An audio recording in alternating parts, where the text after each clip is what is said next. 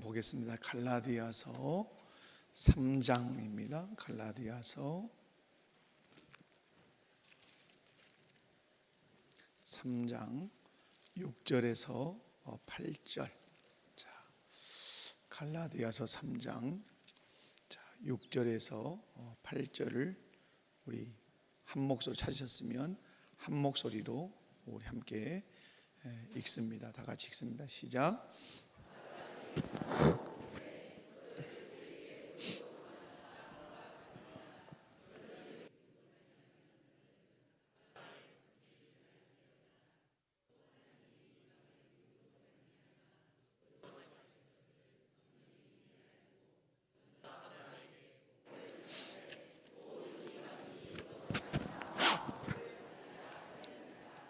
아멘. 자, 오늘 본문에서도 이제 나오는 건데요. 본문을 잠깐 설명해 드리고 가면, 아브라함은 어느 시대 사람입니까? 구약 시대 사람이죠. 그러니까 지금 신약 시대에 와 있는 바울 사도가 구약 시대에 있는 아브라함이 어떻게 구원을 받았냐 하는 것이죠. 아브라함이 누구를 믿음에? 하나님을 믿음에 그것을 그에게 의로 정하셨다 함과 같으니라. 그러면서 믿음으로 말미암은 자들은 아브라함의 자손인 줄 알지어다. 또 하나님이 이방을 믿음으로 말미암아 의로 정하실 것을 성경이 미리 알고 먼저 아브라함에게 복음을 전하되 모든 이방인이 너로 말미암아 복을 받으리라 하였느니라. 무슨 말씀이냐면, 아브라함도 의롭다 칭함을 받을 때 무엇으로? 믿음으로. 먼저 아브라함을 선택했단 말이에요. 그럼 아브라함을 선택한 목적이 뭐라는 거죠? 아브라함으로 인하여 어디가 복을 얻도록? 이방인들도 복음을 듣도록. 그래서 아브라함이 믿음으로 의롭다함을 얻었던 것처럼 이방인들도 아브라함처럼 믿음으로 의롭다 하기 위해서 선택했다, 이렇게 말씀을 합니다. 자, 오늘 칭의 또 이제 오늘 마지막 칭의는 마지막이에요. 제 몇 장? 제 11장. 무엇에 대하여? 칭의에 대하여. 이렇게 칭의에 대하여. 자, 여러분이 한번 공부를 하시고 나면 그래도 칭의는 뭐다? 칭의는 뭐예요? 의롭다 칭해 주시는 것이죠. 내가 내 어떤 공로에 의한 것이 아니라 하나님의 은혜로. 무엇을 근거로 칭의하죠? 반드시 칭의의 근거. 다시 대답을 안 하시니까, 칭의의 근거는 반드시 뭐죠? 칭의의 근거는 뭘로? 믿음이죠. 믿음을. 그럼 이 믿음은 어떤 믿음이죠? 누구를 믿는 믿음? 예수 그리스도를 믿는 믿음이죠. 예수 그리스도. 그래서 칭의의 근거는 반드시 무엇이 다른 거 있어요, 없어요? 없어요. 믿음으로만 가능해요. 그럼 무엇을 믿냐라고 할 때 예수 그리스도죠. 여러분, 믿음은, 그래서 설명을 이렇게 하죠. 믿음은 어디서 나요? 들음에서 나죠. 믿음은 어디서 난다고요? 들음에서 납니다. 근데 들음에서 나는데, 이 들음을 뭘 들어야 된다고 말씀하죠? 말씀을 듣는데 누구의 말씀을 들어야 돼요? 그리스도의 말씀을 들어야 돼요. 다시 말해서 그리스도에 대해서 들어야 그리스도에 대한 믿음이 생기고, 그리스도에 대한 믿음을 가져야 그 믿음을 근거로 어떠하다고 칭한다? 의롭다 칭하신다, 이 말이에요. 아멘이십니까? 여러분이 이런 논점들을 절대 놓치시면 안 돼요. 칭의의 근거는 어디에 있다? 믿음. 다른 거, 우리의 행위에 있잖아요. 믿음. 그럼 뭘 믿냐 할 때 누구를 믿어요? 예수 그리스도를 믿어요. 근데 이 믿음은 어떻게 생긴다? 들음으로 생겨요. 뭘 듣느냐? 말씀을, 여러분 말씀한 대로 말씀을 듣는데 누구에 관한 말씀이어야 돼요? 그리스도 예수의 말씀이죠. 그리스도 예수에 대한 말씀을 들음으로 누구를 믿게 되죠? 예수님이 내 죄를 위해서 십자가에 죽으시고 나를 의롭다 하시게 3일 만에 살아나셨다는 사실을 내가 믿을 때, 그 믿음을 근거로 나를 어떻게 한다? 의롭다 칭한다. 의롭다 칭해지면, 칭의 받으면 이 사람의 신분이 뭐가 되죠? 신분이 칭의 받으면 이 사람의 신분이 뭐예요? 제가 뭐라 그랬어요? 이것을 하나님의 누가 된다? 백성이 된다, 그렇게 했죠. 백성. 백성 안에, 백성 개념 안에 뭐가 들었다? 자녀 개념이 들었고, 백성 개념 안에 신부 개념이 들었다. 그래서 같은 말이에요. 백성이나 자녀나 신부 같지만 큰 틀에서는 개념이 뭘 말해야 돼요? 백성, 자녀 속에 백성이 들었다기보다는 백성이란 개념 속에 자녀, 백성이란 개념 속에 신부. 중요한 것은 의롭다 칭함을 받으면 그 사람의 신분이 하나님의 백성이 되죠. 그리고 소속은 어떻게 되죠? 소속은 하나님 나라, 하나님 나라에 속한 사람이 되죠. 하나님 나라. 그래서 여러분이 이 부분을 길게 또 계속 또 복습되니까 여기까지만 할게요. 자, 5항. 여러분 문제지에 있으시죠? 5항. 자, 가만히 집중하시면 여러분이 이해 잘 하실 수 있어요. 자, 5항 다 같이 읽습니다. 시작. 하나님은 의롭다 함을 입은 자들의 죄를 용서하시기를 계속하신다. 타락하는 일이 있을 수는 결코 없을지라도 그러나 그들의 죄에 의해 하나님의 부성적 불쾌감을 사게 되어 그들의 자신들을 낮추고 죄를 고백하며 용서를 빌고 그들의 신앙과 회개를 새롭게 하기까지 하나님의 얼굴빛이 그들에게 회복되지 않을 수도 있다. 자, 설명을 하면 이제 이거죠. 하나님은 의롭다 함을 입은 자들의 죄를 용서하시기를 어떠하신다? 계속하신다. 자, 그러니까 의롭다 칭함을 받았다 할지라도 인간이 계속해서 어디에 노출되어 있다는 거죠? 죄에 노출되어서 죄를 자꾸 짓는단 말이에요. 그럼에도 불구하고 하나님은 계속해서 죄를 어떻게 하신다? 용서해요. 그 죄를 용서할 때 그냥 가만히 용서하냐? 아니죠. 그 죄를 지은 자가 해야 하는 행위가 있죠. 그 행위가 뭐죠? 회개죠. 회개. 그 얘기를 하는 거죠. 이제 비록 그들이 칭의의 상태로부터 의롭다 칭함을 받은 하나님의 백성이 되었다 할지라도 타락하는 일이 있을 수 없진 않다. 타락하는 일이 있을 수 있다 없다? 있다 이 말이에요. 우리 보면 알잖아요. 그러나 그들의 죄에 의해 하나님의 부성적 불쾌감을 어때요? 하나님이 우리가 죄를 지으면 어떠하신다고요? 불쾌하시단 말이에요. 하나님이 우리가 죄를 지으면 어떠하신다고요? 그래서 진노하시죠. 진노하 불쾌. 그리고 불쾌감을 사게 될 때 하나님의 얼굴빛을 가리신단 말이에요. 그때 우리가 해야 되는 일이 자신들을 낮추고 내가 누구라고? 죄인이라고. 그리고 내가 지은 죄를 반드시 내 입으로 고백하고 뭘 빌고? 그 죄에서 용서를 빌고 그리고 우리의 신앙과 회개를 새롭게 우리의 믿음을 새롭게 하고 회개해서 새롭게 하기까지 하나님의 얼굴빛이 그들에게 회복되지 않을 수도 있다 이 말이죠. 그러면 하나님의 얼굴빛이 회복되는 길은 뭐다? 믿음과 회개를 새롭게 하는 거다 이 말이에요. 그래서 오늘 5항은 칭의 받은 이후에 우리의 모습을 설명하는 거죠. 자, 칭의 이후에 제 문제 해가지고 여러분 문제가 나와 있죠. 자, 가로 넓기가 많죠. 자, 반가로 1번입니다. 사람은 생애 가운데 자, 완전한 영화를 이룰 수 있다 없다? 자, 답은 이거예요. 완전한 영화. 안전한 영화를 이룰 수 있다 없다? 없다. 영화란 말은 죄 없는 상태예요. 죄 없는 상태. 근데 우리가 사는 이 인생살이 속에서 완전히 죄 없는 모습으로 변화되지는 않는다. 변화되지 않아요. 이 영화는 언제 이루어지죠? 우리가 천국에 들어가고 더 정확하게 얘기하면 예수 그리스도가 재림해서 우리의 육체가 부활해서 신령한 몸이 되고 그리고 천국에 있던 영혼이 들어와서 전인격을 이룰 때 완전한 영화가 이루어진다고 하는 거죠. 완전한 영화를 이룰 수 없다. 그 다음에 끊임없이 누구 안에서? 그리스도와 누구 안에서? 성령 안에서. 자, 답이 이거예요. 자, 그리스도와 누구 안에서?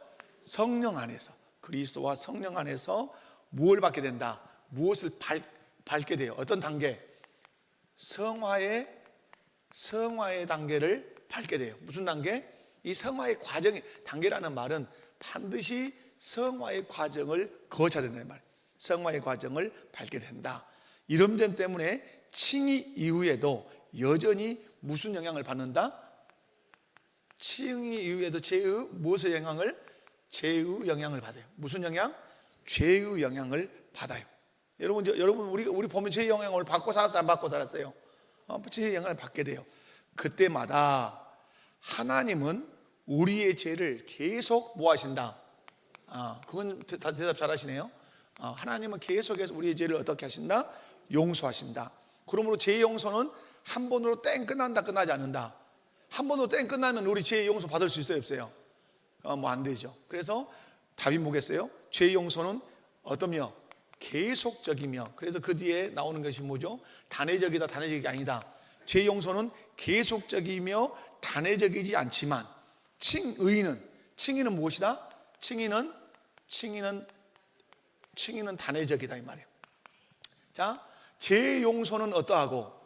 계속적이고, 의롭다 칭함을 받는 사건은 계속 의롭다 칭해지고, 또 그 자격 없어지고, 또 의롭다 칭해지고, 그래요? 그러지 않죠. 의롭다 칭해서 하나님 백성 된 것은 한 번으로 딱 끝난다 이 말이에요. 그러나 자꾸 우리가 넘어지는 이 죄 문제는 우리가 계속해서 회개할 때 주님은 계속적으로 어떻게 하신다?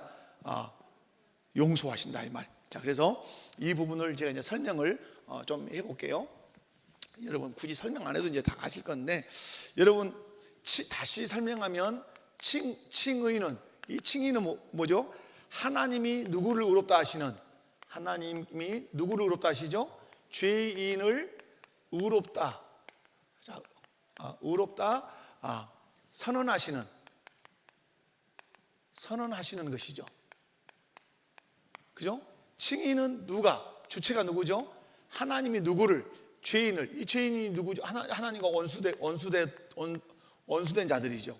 자, 하나님과 원수되었던 죄인을 하나님이 어떻게 의롭다고 선언하시는, 이 앞전에 여러분에게 알려드린 대로 하면 어디 판결이에요? 법적인 판결이에요. 그래서 칭의는 어떤 용어라 그랬어요? 법정적인 용어다, 이렇게 법정적인 용어다 이렇게 말씀을 드렸어요. 자, 칭의 한번 해봐요. 따라서 해봅시다. 하나님이 죄인을 의롭다 선언하시는 법적 판결. 그게 뭐라고요? 칭의예요. 그러면 이 죄인을 의롭다 하신 이 법적 판결은 무엇에 근거해서 선언하시죠? 무엇에 근거해서? 예수 그리스도의 의로움. 예수 그리스도의 의로움을 근거를 가지고 죄 없다고 선언하신단 말이에요. 다시 말해서 우리가 예수 그리스도의 그 의로움을 믿는단 말이에요. 다시 말해서 예수님께서 뭘로 다 이걸 이루시죠? 예수님께서 십자가와 부활로 우리의 죄 문제를 다 해결하시잖아요. 이걸 우리가 믿는단 말이에요. 이것에 근거해서 우리를 죄 없다고 선언하신다 이 말이에요. 그런데 이 칭의는 도구가 뭐예요? 칭의의 도구는 항상 무엇이다? 믿음이다 이 말이에요. 믿음. 뭘 보신다는 거죠? 믿음. 누구 믿냐? 예수님 믿냐? 뭘 믿냐? 너의 죄를 위해서 십자가에 죽었다는 거, 너를 의롭다 하시기 위해서 부활했다는 사실을 네가 믿냐? 그 믿음이 있다면 선언해 주시죠. 너 어떠하다? 의로운 사람이다. 이렇게 칭해 주시죠. 그래서 칭의는 반복된다, 반복되지 않는다. 어떤 사건이다? 단회적 사건. 따라서 보면 단회적 사건. 한 번 딱 선언하면 끝나요. 그래서 제가 과도하게 딱 맞게 뒤에서도 설명이 가능하지만 여러분에게 이렇게 말씀드렸어요. 하나님이 한 번 구원을 선언하시면 우리 구원이 없어지지 않는다. 제가 아주 심하게 표현할 때 여러분이 구원으로부터 도망치려고 아주 세상 끝까지 도망가도 하나님은 여러분을 구원해서 제외시키지 않아요. 왜? 하나님이 믿음을 뭘로 줬기 때문에, 선물로 줬기 때문에 하나님이 그 믿음을 거두어 가시지 않는 이상 나는 어떤 백성이다? 구원 백성이에요. 반드시 두드러 패서라도 완전히 회개하고 정결케 해서 하나님 나라로 들이신다고 제가 그렇게 설명을 했어요. 그래서 칭의는 반복되지 않고, 칭의는 하나님으로부터 의롭다 칭함을 받았기 때문에 하나님과 관계 회복을 단회적으로 설명하는 거다. 자, 그 다음에 칭의가 있으면 칭의 다음에 이제 뭐가 이루어지죠? 그 다음에 가서 성화죠. 성화. 그래서 칭의 다음에 오는 것 구원의 서정에서 자, 칭의 다음에 뭐라고요? 성화. 이 성화는 일단은 칭의 이후에 누구의 역사로? 성령의 역사로. 누구의 역사로?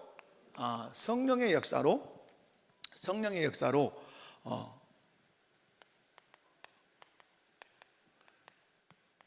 거룩해지는 과정이라고 보시면 돼요. 자, 칭의 이후에 반드시 그러므로 칭의 받은 사람은 반드시 뭐 해야 돼요? 성화되어야 돼요. 근데 누구의 역사로 되죠?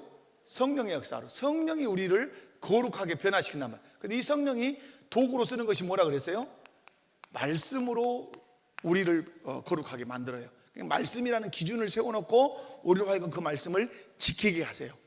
그래서 말씀의 그 기준에 합당하게 삶으로 말미암아서 내 세속적 가치관과 세속적 삶의 그 스타일을 다 떼어내고 점점 말씀의 기준에 나를 이렇게 맞춰가죠. 그러면 말씀의 기준에 나를 맞춰가면 간 만큼 내가 어떻게 되는 거죠?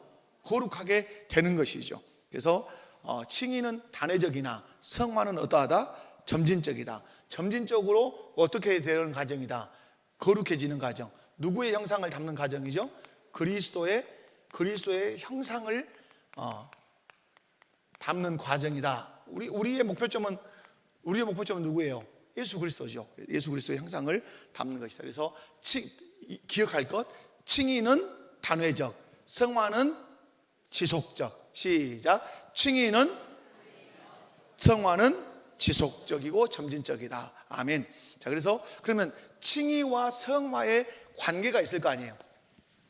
자, 이렇게 칭의와 무엇의 관계? 성화의 관계 있을 것 같아요? 없을 것 같아요? 지금 있어 보잖아요. 칭의와 성화의 관계는 다른 것이 아니라 여러분 칭의는 단회적이고 법적인 선언임과 동시에 성화는 어떠죠? 지속적인 삶의 변화, 인격의 변화예요. 그러니까 여러분 칭의 된 사람은 반드시 어떻게 해야 돼요? 성화돼야 돼요. 성화. 그래서 여러분 칭의는 우리의 행위와 관련이 있어요, 없어요? 우리 행위와 관련이 없죠. 근데 이 성화는 우리의 행위와 관련이 있어요, 없어요? 이 관련이 있지요. 그런데 여기 중요한 것이 있어요. 이 사람이 의롭다, 칭함을 받았다는 증거로 뭐가 나타나야 돼요? 성화가 나타나야 돼요. 그러니까 여러분 내가 칭이 의롭다, 칭함 받았다면 이 사람은 반드시 성화, 다시 말해서 변화, 누구를 담는, 아까 예수 그리스도의 형상을 담는 변화가 반드시 있어야 된다 이 말이에요. 그래서 여러분 이 사람이 의롭다, 칭함을 받았다고 말하는데 전혀 변화가 없다. 그러면 어떻게 된 거죠?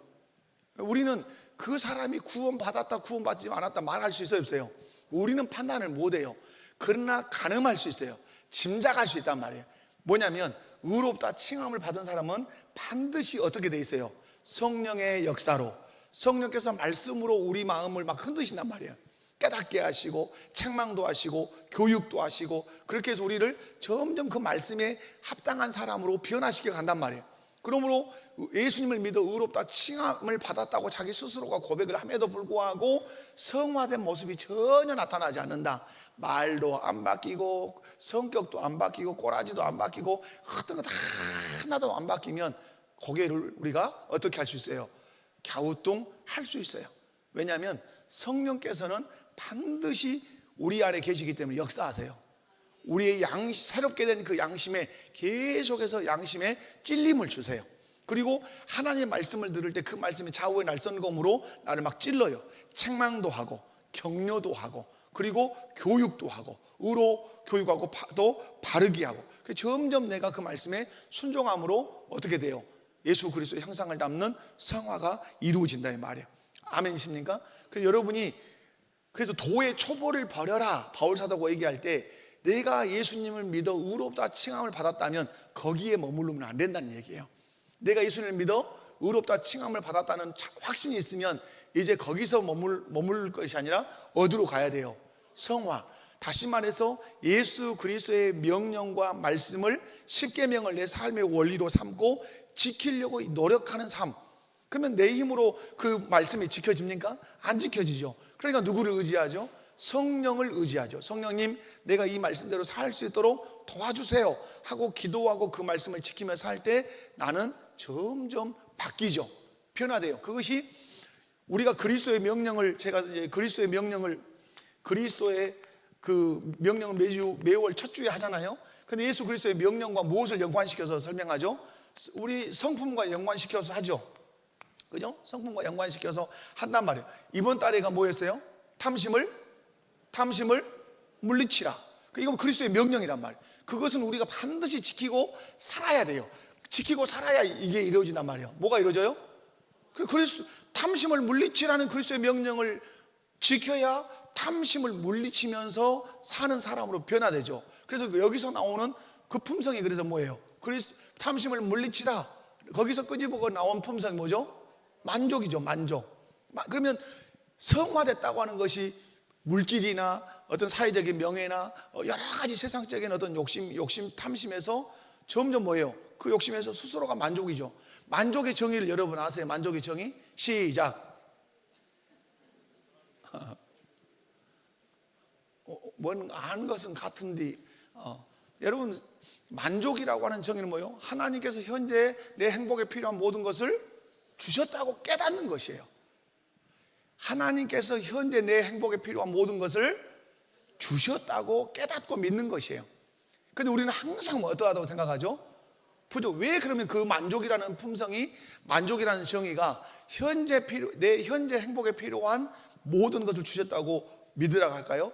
마태복음 5장과 6장을 보면 정확하게 예수님 말씀해요. 너희 천부께서 너희가 구하기 전에 너희 필요를 다 하신다. 그러므로 무엇을 먹을까, 무엇을 입을까, 무엇을 마실까? 염려하지 마라. 그거 염려하지 마라. 그리고 대신에 무엇을 추구해라? 그의 나라와 그의 의를 구해라. 그럼 뭐예요? 네 행복에 필요한 먹을 것, 입을 것, 마실 것은 그냥 아버지가 챙겨준다. 그러면 딱 정의가 나오는 거죠. 지금 하나님은 내 행복에 필요한 모든 것들을 딱 적당하게 주셨다고 믿어야 돼요. 그래야 뭐 할 수 있어요? 만족할 수 있어요. 그 만족의 반대말이 뭐였어요? 탐심이죠. 그럼 탐심의 언어를 제가 여러분에게 설명해 드렸어요. 탐심의 언어가 뭐였어요? 더 가지려고 하는 마음이에요. 어떤 마음? 더 가지려고 하는, 지금 가지고 있어. 내가 지금 하나님이 내게 10만 원 딱 줬는데 10만 원이 내 행복의 가장 적정선이야. 그런데 이걸로 만족하지 않고 10만 원을 더 가지려고 눈을 버뜩버뜩 뜬단 말이에요. 이것이 뭐라고요? 이것이 탐심이요. 그러니까 그걸 얻기 위해서 거짓말도 하고 그걸 얻기 위해서 과도하게 욕심도 부리고 그런 거는. 그래서 여러분이 칭의 받은 사람은 칭의에 머무르지 않고 내가 의롭다 칭을 받은 확신이 분명해. 구원의 확신이 분명해. 오늘 밤 죽어도 천국 간다는 분명해. 그러면 보통 여기서 주저앉는데 그러면 안 되고 어디로 가야 돼요? 성화의 단계로 다름질해야 돼요. 성령을 의탁하고 말씀을 삶의 원리로 붙들고 열심히 살아서 말씀 붙들고 살면 변화된다, 변화되지 않는다? 변화돼요. 저는 한국교회라는 이름을 이렇게 들먹이면 안 돼요. 왜? 우리 스스로가 다 어디에 속해 있으니까. 한국교회 함께 속해 있는 공동체예요. 그런데 여러분, 근데 안타까운 건 뭐죠? 우리가 어디에 있겠어요? 오늘 밤 죽어도 천국 갈 수 있습니까? 여기에 머물러 본 거예요. 우리가 오늘 밤 죽어도 천국 갈 수 있습니까? 아멘 하면 여기서 머무른 거예요. 여기서 머무르면 안 되죠.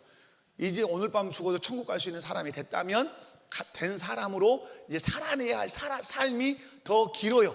길다 이 말이에요. 언제까지? 주님이 부르신 그날까지 그 삶을 살아내야 할 과제가 우리에게 있어요. 그러므로 여러분이 어디에 마음을 써라? 성화의 마음을 많이 쓰시라 이 말이에요. 그런데 여러분, 우리가 이제 칭의받고 이제 성화의 과정이 오지만 죄와 무관하다, 죄와 관련이 있다 없다? 관련이 있죠. 칭의를 받았어도 여러분, 신자는 여전히 죄의 영향 아래 놓여있다, 놓여있지 않았다? 놓여있지요. 여러분, 보는 것마다 죄요, 듣는 것마다 죄요, 생각하는 것마다 죄요, 콧구멍으로 숨 쉬는 것도 죄예요. 그 정도로 우리는 죄성이 많다 이 말이에요. 여러분, 그런데 하나님은 오늘 말씀하셨죠. 그럼에도 불구하고 하나님은 계속해서 어떠하신다? 죄를 용서하신다. 그러면 이 용서는 하나님의 무슨 표현일까요? 하나님의 사랑의 표현이요 은혜의 표현이죠. 용서하시지 않는다면, 하나님이 우리의 죄를 용서하시지 않는다면 우리가 어떻게 돼요? 비참하게 이르게 되죠. 여러분 뒤에 아까 뒤에서 나오지만 하나님이 얼굴빛을 가린다. 제사장의 기도가 나올 때, 민수기에서 제사장의 기도가 나올 때 나오는 게 뭐죠? 여호와는 그의 얼굴을 두사 그의 얼굴빛을 비춰주시기를 원한단 말이에요. 그것이 복이요. 여러분, 그래서 여러분 요한계시록에 가서 천국이 완성되면 저 해가 사라지죠. 달이 사라지죠. 그럼 온몸이 달이 사라지고 해가 사라지면 캄캄하게 어떻게 살까? 캄캄하지 않죠. 무엇이 빛이죠? 주의 얼굴에서 나오는 광채가 빛이 되어서, 그것이 어디예요? 그것이 천국이다 이 말이야. 그럼 여러분, 이 세상에서 우리가 칭의받아서 살 때 주의 얼굴빛이 지금 우리에게 비춰지고 있단 말이에요. 근데 이 얼굴빛이 비춰지지 않을 때가 있단 말이에요. 성경에 보면 그것을 어떻게 하나님이 이스라엘을 향해서 뭘 돌리시죠? 등을 돌려 앉으세요. 등을 돌리신단 말이에요. 그 얼굴빛이 안 비추신단 말이에요. 그것이 큰 저주예요. 오늘 말씀에서도 여전히 우리는 죄의 영향 아래 놓여 있어요. 근데 죄를 지으면 하나님이 불쾌하게 여기시고 그 얼굴빛을 가리실 수 있다고 말씀해요. 그런데 그 얼굴빛을 가리지 않고 여전히 우리에게 비치실 수 있도록 하는 것이 무엇이다? 우리가 믿음을 새롭게 하고, 여기서 믿음이라는 것은 구원 얻는 믿음이 아니라 하나님께 영광을 돌리며 살아가는 그 믿음, 하나님을 의지하는 믿음, 그 믿음을 새롭게 하고 회개하면 우리 주님은 은혜롭고 자비로우셔서 어떠하신다? 용서하신다. 그래서 이사야의 말씀이 그거잖아요. 이사야의 말씀이 짐승도 자기 구유를 알고 자기 주인을 알건만은 너희는 그리하지 못하도다. 그러니까 이사야 1장이 딱 이스라엘 백성을 향해서 좀 고급적인 표현으로, 인문학적인 표현으로 짐승은 구유도 알고 주인을 알건만은 너희는 알지 못하도다 그러지만, 세게 딱 정리하면 뭐예요? 너희는 누구만도 못한 놈이다. 그래, 짐승만도 못한 놈이야. 이렇게 해요. 너희가 엄청난 무수하나 멋있고 향기로운 제물을 끌고 성전에 와서 막 제사를 화려하게 드리지만 너희 손에 피가 가득하다. 너희는 그래서 한 번도 내가 연락받는 예배를 드린 적이 없어. 그래서 이사야 선지자가 딱 그 한마디를 요약하죠. 너희는 지금까지 내 성전에 어디만 밟았다? 마당만 밟았어. 그래서 내가 너희의 재물이 싫어버려서 내가 너희에게 등을 돌렸다. 이렇게 말씀해요. 그래서 그러면서 하나님이 그러면 버려버렸냐? 아니죠. 이사야를 통해서 하나님이 큰 기회를 주시죠. 너희 죄가 주홍같이 붉을지라도, 너희 죄가 진홍같이 붉을지라도 흰눈보다 양털보다 더 희게 할 거다. 그러면서 하신 말씀이 오라 우리가 변론하자, 이렇게 말씀하죠. 어떤 기회를 주겠다는 거죠? 회개의 기회를 주어서 너희의 제사를 내가 다시 받고 싶다, 이렇게 말씀하시는 거예요. 그러므로 여러분, 여전히 우리는 칭의받아서 성화의 과정 점진적 지속적으로 가지만 여전히 우리는 무슨 영향 아래 놓여 있다? 죄의 영향 아래 놓여 있어요. 그러면 죄의 영향 아래 놓여 있을 때 민감한 사람은 자꾸 자기 믿음을 새롭게 하고 주 앞에 엎드려서 자기 죄를 아뢰고 회개함으로 주의 얼굴빛이 내게서 떠날까? 여러분, 다윗이 밧세바를 범하고 나서 가장 두려워했던 것이 뭐예요? 그의 기도 속에서, 그러죠? 주의 영이 내게서 떠날까? 주의 성령을 내게서 거두지 마옵소서. 그러니까 죄를 지으면 가장 무서운 게 뭐죠? 하나님의 영이 내게서 떠날 것 같은 그런 두려움이 오야. 그러니까 여러분, 죄를 지으면 내 안에 계신 성령이 어떨 것 같은, 꼭 떠나버릴 것 같은. 여러분, 성령이 떠나면 뭐가 된다 그러죠? 여러분, 노아 시대를 보면 하나님의 영이 그들에게 떠나니까 그들이 누가 됨이라? 육체가 됨이라. 육체라는 말은 뭐예요? 고깃덩어리. 너희는 그냥 고깃덩어리.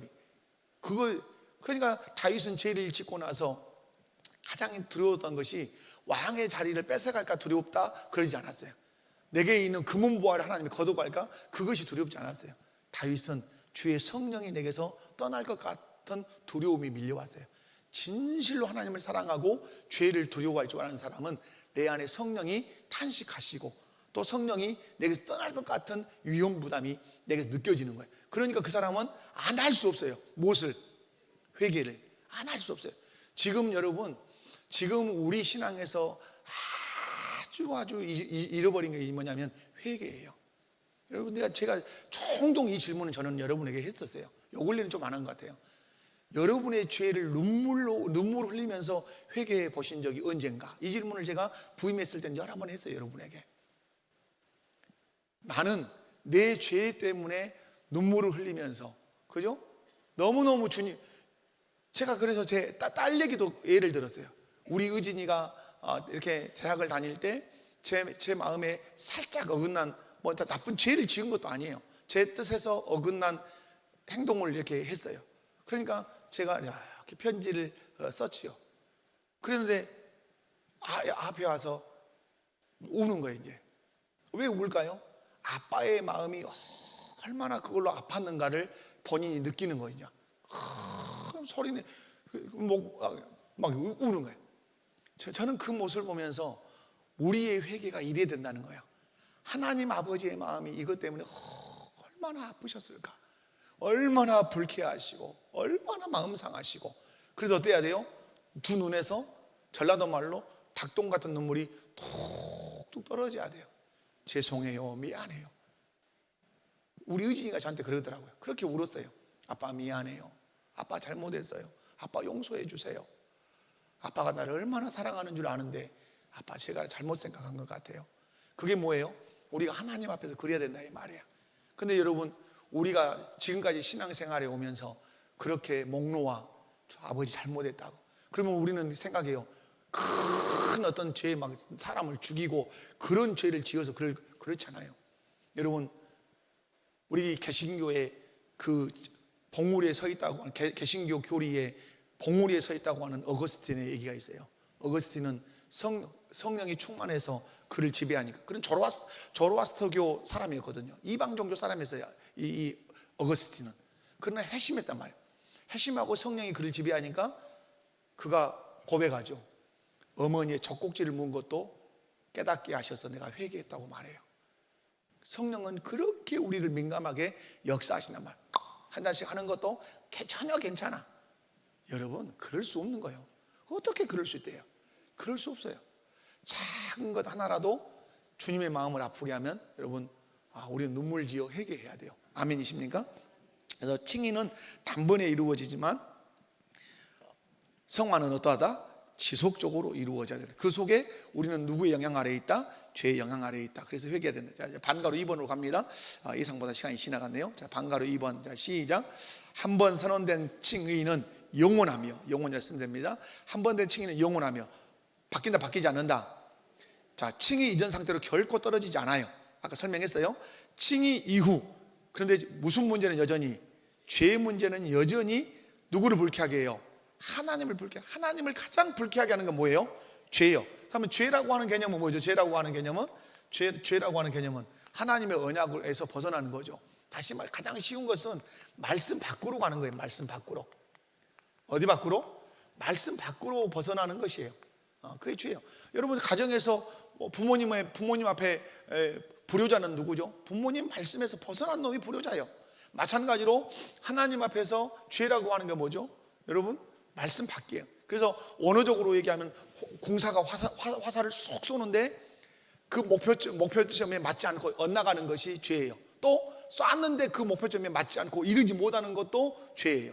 여러분이 이 부분을 기억하시면 좋아요. 자, 그럼 여기서 이제 불쾌하게 하며 하나님의 무엇에서 벗어날 수도 있다. 하나님의 얼굴빛에서 벗어날 수 있다. 하나님의 얼굴빛에서. 자, 그래서 여러분 다 쓰셨죠? 그래서 칭의는 한 번 선언되면 어떠한다? 영원히 지속된다. 빠꾸 있다 없다? 없어요. 하나님의 주권적인 은혜와 그리스도의 완전한 구속 사역의 근거에서 딱 법정에서 꽝꽝꽝 때리면 그 사람은 영원히. 그래서 여러분 그래서 우리는 우리 스스로 어떻게 구원에서 제외될 수 있는 길은 없어요. 이것이 구원의 완전성이에요. 구원의 뭐라고요? 구원의 완전성. 불안해하실 필요 없어요. 불안하다는 건 어디서 불안해야 돼요? 죄에 넘어져서 매 맞을까 불안한 건 있어도 내가 예수 그리스도를 구주로 온전히 믿으면 구원에서 제외되는 불안함은 없어야 돼요. 그죠? 여러분, 이 사무엘이 제 아들입니다. 우리 아버지가 족보에서 빼볼까? 이 불안만 가고 저거 살겠어요? 그렇게는 안 살아요. 그런데 어떤 것은 가지고 살아요? 혹시라도 거짓말하거나 부모님 뜻에 어긋나면 지천 듣고 아니면 매를 맞을 수 있는 그 불안함은 있을 수 있어요. 왜? 자기가 잘못하면. 그럼 우리가 살 때 우리의 칭의를 거두시는 불안함을 여러분 생각하시면 안 돼요. 그분은 신실하세요. 예수님을 믿으면 그 가정이 됐든 그 사람이 됐든 구원을 얻겠다고 약속했어요. 요한복음 1장 12절도 그렇고 요한복음 3장 16절도 그렇고 사도행전 말씀도 그래요. 그러나 어디서 우리는 불안해할 줄 알아야 돼요. 죄를 지었고도 벼락이 안 떨어지면 불안해야 돼요. 죄를 지었는데 뭐가 안 떨어지면? 벼락이 안 떨어지면 왔다 벼락이 안 떨어지니까 이제 괜찮은 줄 알고 또 지어. 여러분 바로를 볼 때 어떻게 했어요? 바로 왕을 볼 때 하나님 막 그때 매를 때린 것도 같지만 하나님이 로마서 말씀해 보면 실어버리시는, 그냥 내버려도 쳤다고 그래요. 어떠하신다고요? 내버려도. 히브리서 말씀에 하나님이 사랑하는 사람은 반드시 뭐 하신다? 징계하신다. 징계가 없으면 어떤 자다? 사생자, 죽은 자식이다. 그러면 여러분 죄를 자꾸 짓는데도 벼락이 안 떨어진다? 그럼 나 버림받은 사람 아닌가? 생각해 봐야 돼요. 그래서 하나님 앞에 차라리 하나님 매를 때려주세요. 차라리 그러는 것이 차라리 좋을 수 있어요.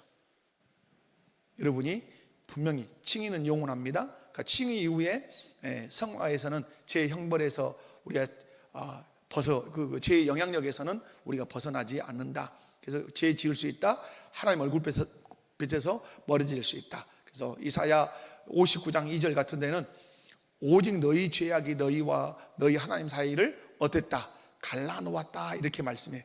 너희 죄가 그의 얼굴을 가리어서 너희에게서 듣지 않게 이렇게 하셨다. 그래서 이것은 하나님의 얼굴빛을 가렸다 해서 우리의 구원이 상실된다는 것은 아니다 하는 것이죠. 그래서 칭의와 성화는 구별은 되지만 칭의와 성화는 뭐는 되지만 구별은 되지만 어떻게 돼요? 구별되지요. 구별되지만 무엇은 안 돼요?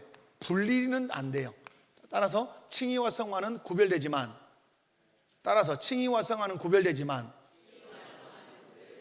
분리되지는 않는다. 칭의와 성화는 구별되죠. 그러나 칭의 받은 사람은 반드시 어디로 나가게 돼 있어요? 성화, 거룩하게 변화됨으로 나아가게 돼 있다. 이렇게 하시면 좋겠어요. 자, 반가로 3번으로 그냥 넘어가겠습니다. 3번. 자, 시작.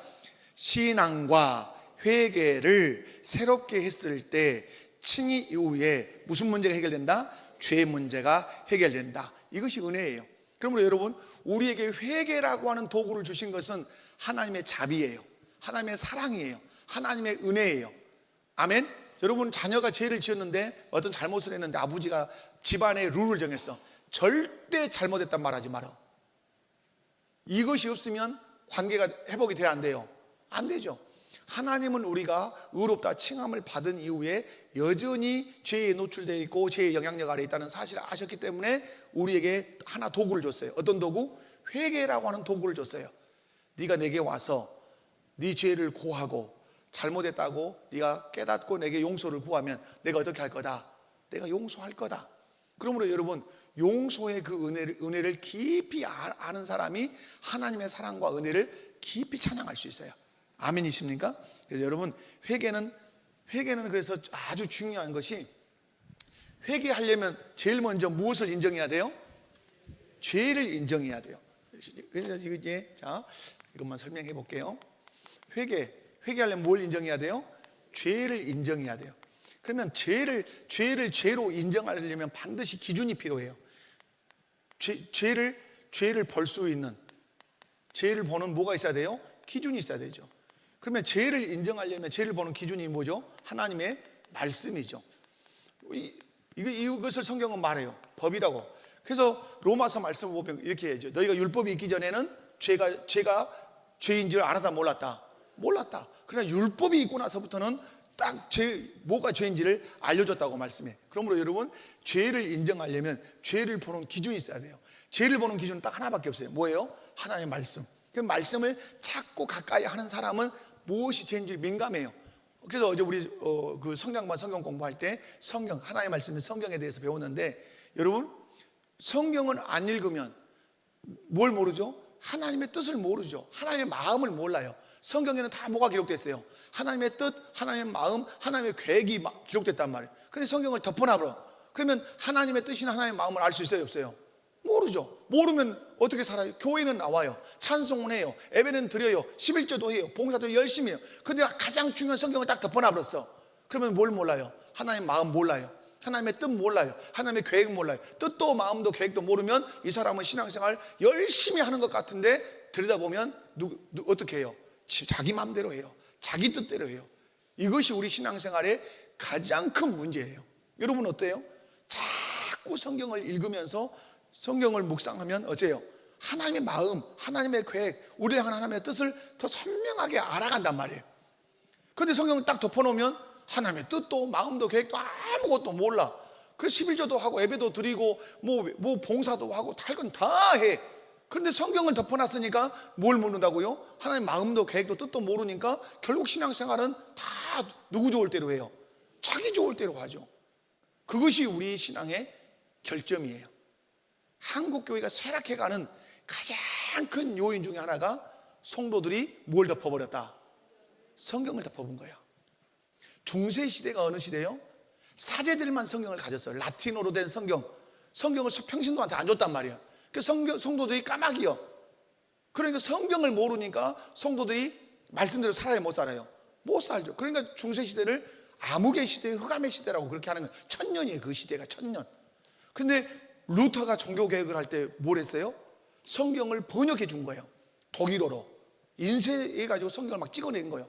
그 독일어로 된 이런 성경들을 또 막 다르게 번역도 하고, 성도들의 손에 성경에 들려지니까 눈이 열린 거예요. 하나님의 뜻이 이것이구나, 하나님의 계획이 이것이구나. 여러분 어떻습니까? 여러분 성경 덮었습니까? 성경 펼쳐서 신앙생활 하십니까? 옆에 분들 한번 보고 인사합시다. 성경 펼쳐서 읽읍시다. 이 운동이 일어나기 전에, 이 운동이 우리 개인적으로, 가정적으로, 교회적으로 일어나기 전에는 우리는 결코 거룩한 부흥을 기대하기는 어려워요. 아멘이십니까? 그래서 여러분 죄를 해결하려면 죄를 그냥 인정 안 돼요. 뭘 근거가 있어야 죄구나 하고 알 거 아니에요. 그런데 죄를 보는 기준이 뭐예요? 하나님의 말씀의 법에 자꾸 나를 비춰보면, 비치면 비칠수록 많죠. 그러면 결국 말씀 앞에서 내가 이 법을 어겼구나, 또 여기를 읽어봐도 이 법을 어겼구나. 그러면 죄인이니까 그 사람은 할 수 있는 건 뭐예요? 회개겠죠. 회개하면 하나님 어떻게 하신다? 자비하셔서 용서하신다. 너희 죄가 진홍같이 붉어도, 너희 죄가 주홍같이 붉어도, 양털같이 흰농같이 내가 어떻게 하리라? 희게 하리라. 그래서 하나님 뭐라고 그래요? 너희가 죄를 회개하면 내가 너희의 죄를 내가 꼭 들고 앞에다 이렇게 들어놓고 간다? 그렇게 말씀 안 해요. 너희 죄를 뒤로 내가 던져버리고 다시 돌아보지 않는다. 제가 여러분 결혼예비학교, 우리 이제 신조 혜리 결혼예비학교 할 때 언약이라는 대목이 있어요. 언약식을 했단 말이에요. 여러분 언약이라는 부분을 아주 중요하게 제가 가르쳤어요.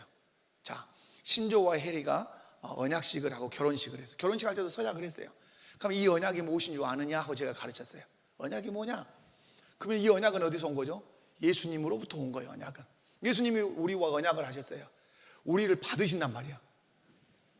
예수님이 받을 때 어떻게 받죠? 과거의 이정태를 다 받아요. 네가 어떠한 일을 했어도 그걸 내가 다 받아들이는 거예요. 예수님이 그걸 묻지 않아요. 과거의 그것을 다 받아요. 그리고 언제 또 받죠? 현재 지금의 이정태를 하나님 딱 받아요. 지금 네 모습 그대로 내가 받아주마. 그리고 뭐까지 받죠? 내 미래에 있는 나를 다 받아줘요. 내가 넘어지든 자빠지든 하든 그것을 내가 다, 예수님이 다 받아서 내가 너를 어떤 네가 일을 해도 내가 너를 버리지 않고 떠나지 않아. 이것이 우리 결혼 언약으로 들어와요. 그럼 정신조와 이혜리가 어떻게 할까요? 과거의 정신조를 제가 그대로 다 받겠습니다. 과거 묻겠다 안 묻겠다? 안 묻겠다. 누가 과거를 얘기해도 거기에 개의치 않아야 된다. 내가 이렇게 얘기했어요. 그죠? 정신조의 과거가 어떤지, 이혜리의 과거가 어쩐지, 누가 어떤 말을, 나쁜 얘기가 들려도 나는 그리스도 안에서 다 받았습니다. 거기에 대해 나는 묻지 않습니다. 이유, 주께서 그렇게 하셨기 때문에. 현재의 정신조, 현재의 이혜리를 받는 거예요. 있는 모습 그대로. 그래서 중요한 건 뭐예요? 미래의 정신조, 미래의 이혜리를 받아야 돼. 그러면 우리는 그 말을 이해를 못해. 우리가 나이가 들면 몸이 새해져 병들 수 있어요. 교통사고가 날 수 있어요. 치매가 올 수도 있어요. 망할 수도 있어요. 그 미래에 그런 일이 없지만 있을 수 있단 말이에요. 그럼에도 불구하고 결코 당신을 내가 버리지 않겠습니다. 끝까지 내가 사랑하겠다고 내가 언약합니다. 이것이 언약이에요. 이 언약이 어디서 왔다고요? 그리스도의 언약에서 이 언약이 온 거예요. 그 언약을 정확하게 가르치면 결혼하는 사람들 알아요. 결혼의 언약은 이것이구나. 미래에 이루어지지 않은 그 어떤 그 변수의 그것도 나는 그걸 끌어안고 그것을 내가 감내하겠다고 해서 끝까지 사랑하겠다고 언약하는 것이구나. 여러분, 그런 것들을 우리가 우리 그리스도의 언약 안에서 배우는 것이죠. 예수님 회개하면 어떻게 하시겠다고? 용서하시겠다고. 우리 어떻게 하셨다고요? 언약하신 거예요. 약속하셨다 이 말이에요. 그 다음에 칭의 이후 제 문제 해결을 그것은 회개로 가능하다. 6번, 자 6항, 자 읽습니다. 시작. 구약 아래서 신자들의 칭의하는 이 모든 점에서 신약 아래 신자들의 칭의와 동일하였다. 이건 여러분 문제 풀면 답이 나와요. 칭의는 그리스도에 대한 믿음에서 생겨난다. 칭의는 어디서 생겨난다고요? 그리스도에 대한 믿음에서 생겨나요.